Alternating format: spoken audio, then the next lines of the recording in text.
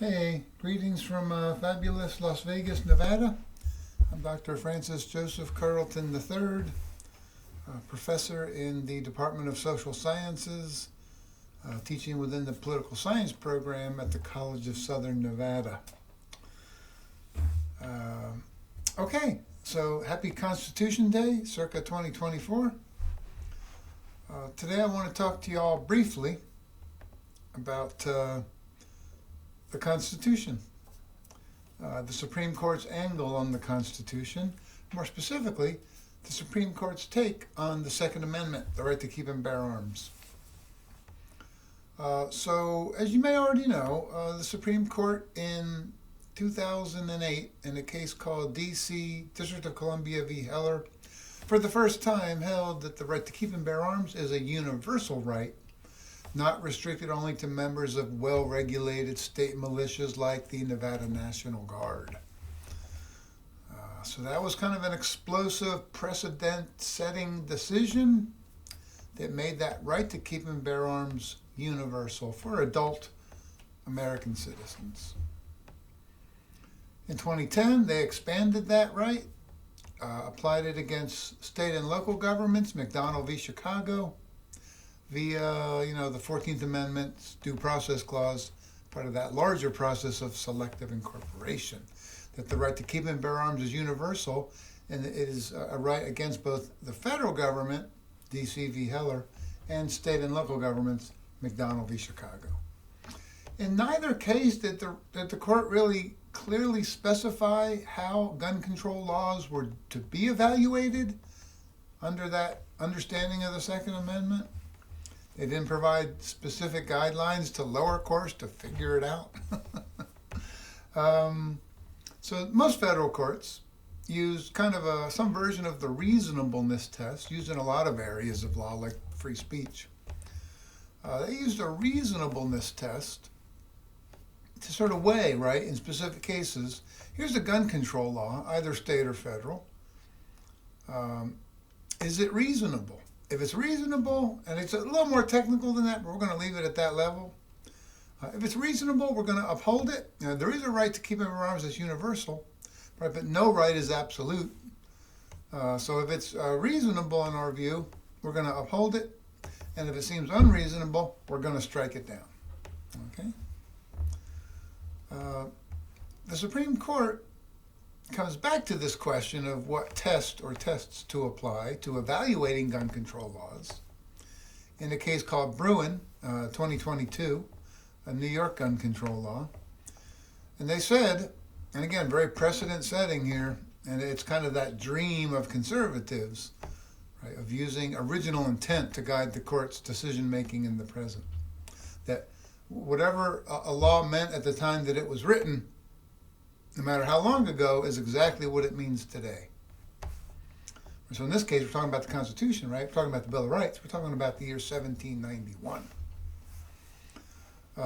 So the court says in Bruin, in essence, the test to use is not reasonableness. The test to use is original intent. When you're evaluating a gun control law in the present, is there an analogous gun control law from the year 1791? Right. So presumably, right, lower courts now need to sort of comb through the laws and regulations of our 13 original states in the year 1791. Is there an analogous? And the court didn't really specify what that meant either exactly. They did say this. To be clear, Justice Thomas, author of that majority opinion in Bruin, 2022, to be clear, analogical reasoning under the Second Amendment is neither a regulatory straitjacket, right? It doesn't mean we strike down all the laws, nor is it a regulatory blank check. We uphold all laws. Right? It's somewhere in between, but that's pretty vague. Clearly, no one thought that it meant either one of those extreme examples. But he does sort of reinforce this argument, right, that the government must identify a well-established and representative historical analogy, not a historical twin. So you don't have to find a law from 1791 that's exactly like the one in 2022 or 2024, but it has to be analogous. All right. Again, right, kind of putting it on the lower federal courts to figure that stuff out. All right, so that sets the stage for the case we're going to talk about here. Rahimi, circa 2024. Okay. And this was a state law that denied guns and the ability to purchase guns to those who were the subject of a domestic violence restraining order. All right. Rahimi, 2024. What the court decides in Rahimi is that they are going to take that, right, that logic from Bruin and understand it relatively broadly to not require an historical twin, right? Because if you're looking for an historical twin to a law that forbids firearms and the ability to purchase firearms to those who are the subject of a domestic violence restraining order, you're not going to find that in the year 1791, right? Because at that time, right, domestic violence was not considered to be a crime in any way at all, just normal human behavior. So you're not going to find an historical twin, that's for damn sure. And the question is, right, how similar does an old law have to be to a current law to say that, yeah, it was regulated then at the time of the passage of the Second Amendment, it can be regulated today. It was not regulated at the time of the passage of the Second Amendment, therefore it cannot be regulated today. And what the court decides is you had broadly understood analogous laws from 1791 where firearms and the ability to purchase firearms were denied to dangerous people. And that's close enough to legitimate this law in Rahimi. Close enough. Right? A broad application of original intent. Look, even if you agree with original intent, which I myself might have some problems with, but even if you agree that original intent is the right standard to use in making sense out of, in this case, the Second Amendment, there are still lots of things to figure out about how exactly do you understand original intent. That's a whole bed of weeds that you have to sort of forage through and figure out. So here the court does, in their view, the correct reading of original intent, broadly understood. If a law is roughly similar to one from 1791, it's going to be, and it was permitted then, it's permitted now, like the one in Rahimi. There is a dissent.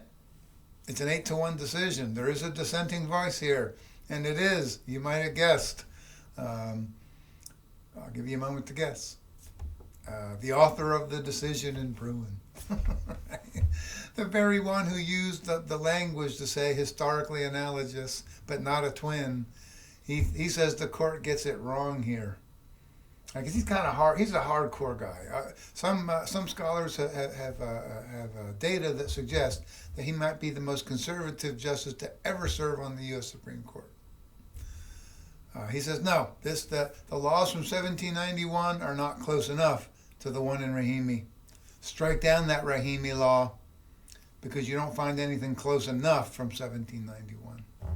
Hardcore dude. Hardcore dude. I think he wants something closer to an historical twin. He says he doesn't in Bruin, but I think he kind of does. Or I would say he's going to use that analogous sort of logic to require something awfully close to an historical twin, because he doesn't like gun control laws. So he's going to find out any way he can, I think, to strike them down. But 8-1, right? 8-1. And this is a court, right, with 6 Republicans and 3 Democrats. So 5 out of the 6 Republican justices think that Thomas wants to go too far. He's too hardcore. So that's the case I wanted to talk about, right? Because again, I think the current court is pretty enamored of this idea of original intent. But again, that only begins the analysis, it doesn't end it. And here we get a sort of a window into how the court wants to use original intent. They do want to use original intent, but they don't want to use it to require an historic twin, at least vis-a-vis the Second Amendment. Thanks for hanging with me today. I hope that kind of brightens your day here on Constitution Day 2024. Thanks, and take care.